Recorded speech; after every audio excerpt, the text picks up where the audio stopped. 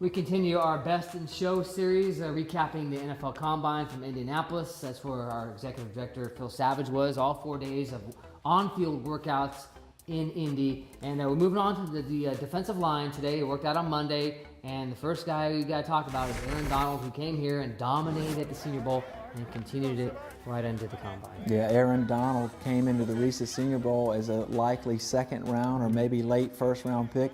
Left Mobile as maybe a mid-first round pick, and now after his performance at the Combine, some people are talking about him maybe cracking in to the top 10. But Aaron Donald has certainly answered the bell at every stop. His regular season, All-Star season, Combine season, he's done everything he can do, and now it's just a matter of a team falling in love with him and turning the card in. A couple of other inside defensive linemen, though. Rasheed Hageman from Minnesota was here at the Reese's Senior Bowl.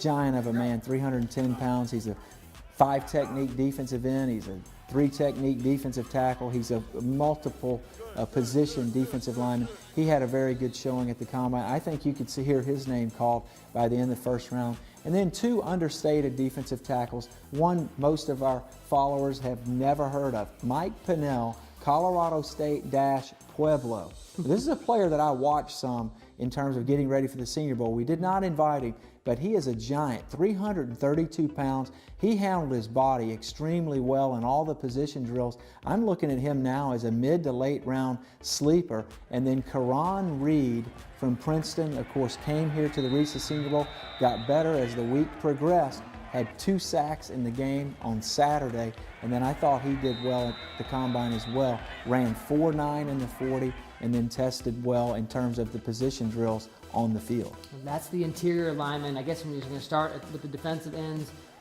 you start with Jadeveon Clowney, who, you know, blistered the 40, but we thought he was going to do that. Yeah, I think every personnel evaluator in the building expected Jadeveon Clowney to run fast in a straight line and jump high on a vertical, and that's exactly what he did.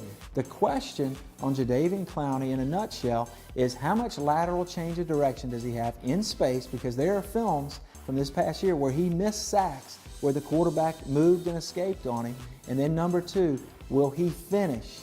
And he did not finish the entire Combine. So now he's going to work out April the 2nd.